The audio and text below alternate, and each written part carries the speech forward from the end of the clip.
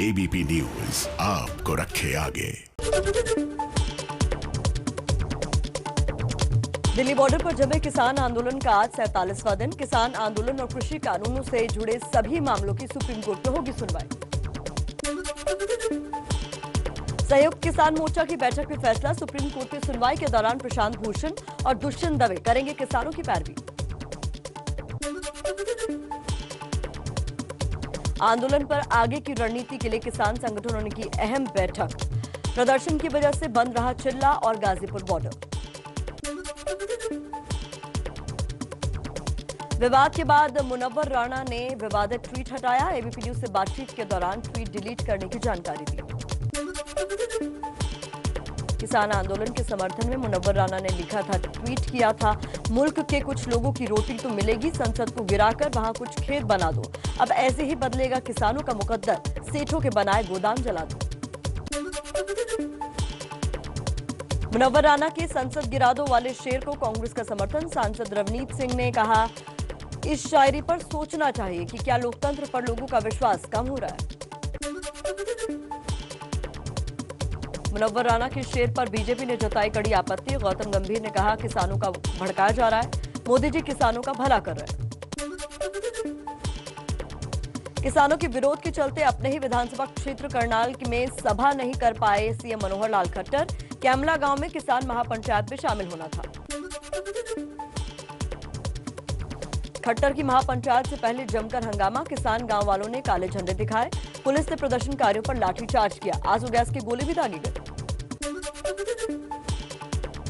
करनाल में विरोध पर बोले सीएम खट्टर। कहा, हंगामा करने वालों ने किसानों को बदनाम किया। हंगामे के पीछे कांग्रेस और कम्युनिस्ट। तेज रफ्तार खबरों में किसान आंदोलन से जुड़ी और खबरों का रुख कर लेते हैं। किसान कानून पर हरियाणा के सीएम मनोहर लाल खट्टर ने कहा कि किसी भी नए नियम का विरोध करना होता है तो उसका एक तरीका होता है। जीएसटी का विरोध हुआ था, लेकिन आज व्यापारी खुश हैं। किसानों पर पुलिस लाठीचार्ज की राजस्थान के सीएम अशोक गहलोत ने निंदा की। कहा, किसानों पर ऐसी कार्रवाई की जगह उनकी मांगों को सुनना चाहिए। करनाल में सीएम खट्टर की सभा के विरोध पर कांग्रेस का तंज। कहा, अपने ही राज्य में सभा नहीं कर पा रहे सीएम, सरकार को समझना होगा कि कानून को स्वीकार किसान नहीं करेंगे। किसान कानून को लेकर हरियाणा के कई जिलों में जारी है हंगामा। यमुनानगर के प्रदेश के शिक्षा मंत्री कंवरपाल गुर्जर का विरोध। किसानों ने दिखाए काले झंडे, बीजेपी के खिलाफ नारेबाजी की। हिसार में डिप्टी स्पीकर रणवीर गंगवा का जबरदस्त विरोध। जमकर हुई नारेबाजी, काले झंडे भी दिखाए। धक्का मुक्की में गाड़ी का शीशा भी टूटा। जालंधर में पंजाब के बीजेपी अध्यक्ष अश्विनी शर्मा का किसानों ने किया घेराव। बैरिकेड तोड़कर अश्विनी शर्मा तक पहुंचने की कोशिश की। कांग्रेस के कार्यकर्ता भी विरोध प्रदर्शन में शामिल। बिहार में किसान आंदोलन के समर्थन में 30 जनवरी को सड़कों पर उतरेगी आरजेडी। तेजस्वी यादव ने कहा, मानव श्रृंखला बनाकर जिला और पंचायत स्तर पर होगा विरोध। कोरोना की वैक्सीन पर पीएम मोदी की आज सभी मुख्यमंत्रियों के साथ बड़ी बैठक। वीडियो कॉन्फ्रेंसिंग के जरिए शाम 4 बजे होगी चर्चा। 16 जनवरी से देश भर में लगेगा टीका। कोरोना के टीका पर बोले स्वास्थ्य मंत्री हर्षवर्धन। कहा, कोविड-19 वैक्सीन सुरक्षित और प्रभावी चरणबद्ध तरीके से उपलब्ध होगी। सूत्रों के मुताबिक सीरम इंस्टीट्यूट 200 रुपए प्रति डोज की कीमत पर वैक्सीन देने को तैयार, लेकिन करोड़ों डोज का हवाला देकर कीमत और कम करने की कोशिश में जुटी है सरकार। कम कीमत पर टीका देने को तैयार है भारत बायोटेक। कोरोना वैक्सीन पर कैसे हो रही है देश में राजनीति, उसका अपडेट भी जान लीजिए। कोरोना वैक्सीन पर पश्चिम बंगाल की सीएम ममता बनर्जी ने कर दिया है बड़ा ऐलान। उन्होंने कहा कि बंगाल में सबको मुफ्त वैक्सीन मिलेगी। मुफ्त वैक्सीन पर एबीपी न्यूज से मिले उत्तराखंड के सीएम। उन्होंने कहा, कीमत अहम नहीं, सबको टीका लगना जरूरी है। यूपी के डिप्टी सीएम केशव प्रसाद मौर्य ने भी कहा, वैक्सीन पर सियासत ठीक नहीं। राजस्थान के स्वास्थ्य मंत्री ने भी उठाई मुफ्त वैक्सीन की मांग। कहा, 16 जनवरी को 282 केंद्रों पर वैक्सीनेशन होगा। देश में कोरोना वैक्सीनेशन की तैयारियों के बीच बोले कांग्रेसी नेता राशिद अली, सरकार सबको मुफ्त में दे कोरोना की वैक्सीन, बताए दोनों में से कौन सी वैक्सीन देनी चाहिए। दिल्ली में मुफ्त वैक्सीन पर सत्येंद्र जैन ने कहा, पूरे देश में कोरोना की वैक्सीन फ्री होनी चाहिए। पीएम किसान बैठक में सीएम केजरीवाल मुद्दा उठाएंगे। 16 जनवरी को दिल्ली के कई अस्पतालों में दी जाएगी कोरोना वैक्सीन। पहले फेज में हेल्थ वर्कर्स को टीका लगेगा। सत्येंद्र जैन के मुताबिक 12 से 13 जनवरी तक वैक्सीन पहुंच जाएगी। एबीपी न्यूज से बातचीत में हिमाचल के मुख्यमंत्री जयराम ठाकुर बोले, बर्फबारी वाले इलाकों में भी वैक्सीन पहुंचाई जाएगी। गरीबों को मुफ्त वैक्सीन देने पर हम विचार कर रहे हैं। बिहार के स्वास्थ्य मंत्री मंगल पांडे का दावा, फ्री में लगेगा टीका, हमने जैसा कहा वैसा करेंगे। मुफ्त वैक्सीन कैसे मिलेगी, इसकी जिम्मेदारी सरकार की है। कोरोना वैक्सीन को लेकर तेलंगाना के सीएम के चंद्रशेखर राव ने अहम बैठक बुलाई। मंत्रियों और सभी डीएम से हर व्यक्ति तक वैक्सीन पहुंचाने पर चर्चा हुई। यूपी में आज कोरोना वैक्सीनेशन का फाइनल ड्राई रन होगा। राज्य में करीब 1500 केंद्रों पर ड्राई रन किया जाएगा। तो कोरोना के बाद बर्ड फ्लू की भी बात कर लेते हैं फटाफट अंदाज में। देश के 7 राज्यों में फैला बर्ड फ्लू का खतरा। उत्तर प्रदेश, राजस्थान, मध्य प्रदेश, हिमाचल प्रदेश, हरियाणा, केरल और गुजरात इसमें शामिल। उत्तर प्रदेश में बर्ड फ्लू को लेकर हाई अलर्ट। राज्य के कई चिड़ियाघर बंद। चिकन और अंडा मार्केट पर लगा ताला। बर्ड फ्लू के खतरे के बीच दिल्ली के 15 पार्कों में 91 कौवे और 27 बतख मरे हुए मिले। संजय झील इलाके को अलर्ट जोन घोषित किया गया। कल्याण बनर्जी के बयान पर बीजेपी का पलटवार। कहा, टीएमसी सांसद ने मां सीता का अपमान किया है। क्या वो ईसाई या इस्लाम धर्म के बारे में ऐसा कह सकते हैं? बीजेपी नेता संबित पात्रा बोले, ये बयान सिर्फ कल्याण बनर्जी का नहीं बल्कि ममता सरकार की तुष्टीकरण की राजनीति को दिखाता है, दर्शाता है। किसी भी धर्म को लेकर इस तरीके का बयान शोभा नहीं देता। पश्चिम बंगाल में नाना करते बीजेपी के कार्यक्रम में पहली बार पहुंचे शोभन चटर्जी और वैशाखी बनर्जी। आज गोल पार्क की रैली में शामिल हुए। शुभेंदु अधिकारी के भाई सौमेंदु अधिकारी ने ममता बनर्जी पर बोला हमला। एबीपी न्यूज से बोले, टीएमसी पार्टी अब नहीं बची, उस पर काम करना हो गया था मुश्किल। बंगाल के पुरुलिया में शुभेंदु अधिकारी की रैली में घुसी टीएमसी के स्टिकर वाली गाड़ी। बीजेपी कार्यकर्ताओं ने किया विरोध और कार पर हमला।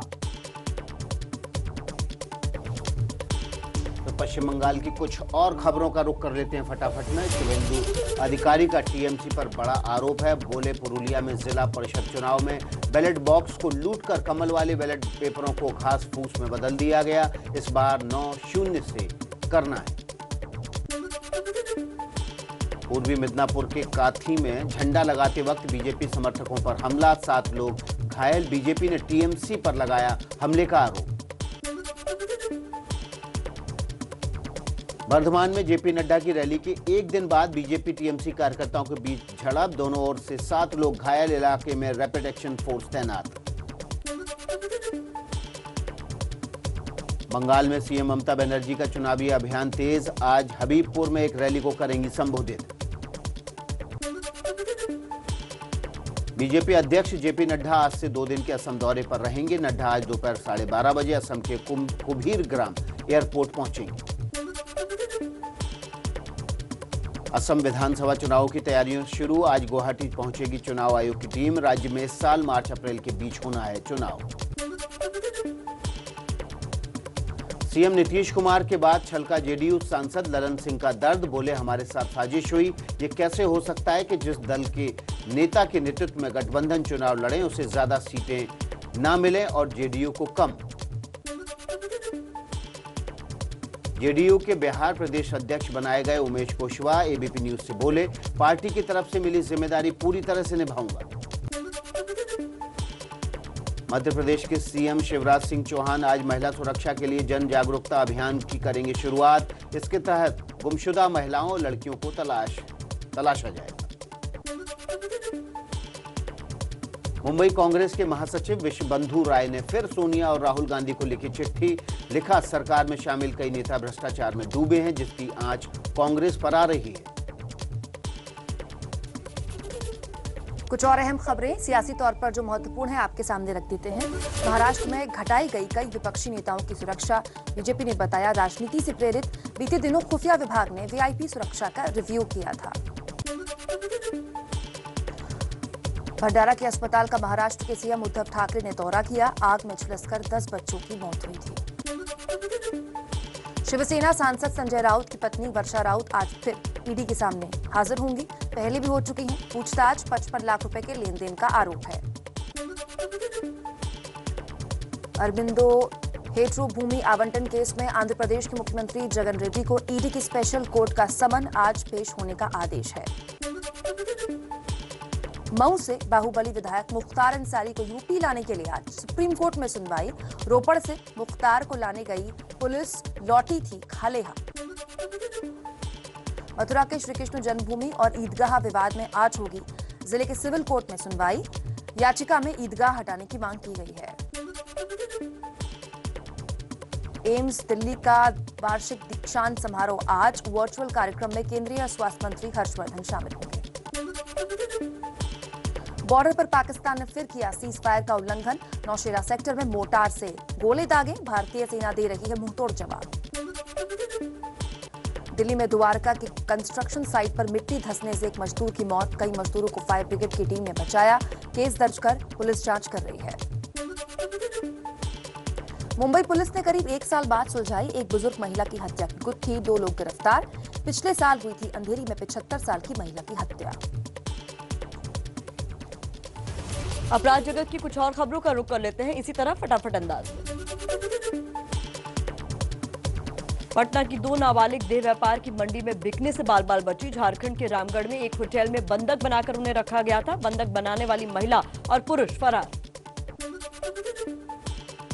बिहार के रोहतास में 12 साल की नाबालिग से दरिंदगी परिचित युवकों पर गैंगरेप का आरोप, लेकिन अब तक आरोपियों की गिरफ्तारी न होने से पुलिस पर उठ रहे कई सवाल। श्रीनगर में लगातार 6 दिन की बर्फबारी के बाद राहत। 1 हफ्ते से बंद श्रीनगर जम्मू राष्ट्रीय राजमार्ग को यातायात के लिए फिर से खोला गया। जम्मू कश्मीर में भारी बर्फबारी प्राकृतिक आपदा की श्रेणी में शामिल। उपराज्यपाल ने एसडीआरएफ एक्ट में किया बदलाव। उत्तराखंड के औली में बर्फबारी से बदला पहाड़ों का नजारा। बर्फ का लुत्फ उठाने पहुंचे सैलानियों की भीड़ काफी ज्यादा बढ़ी।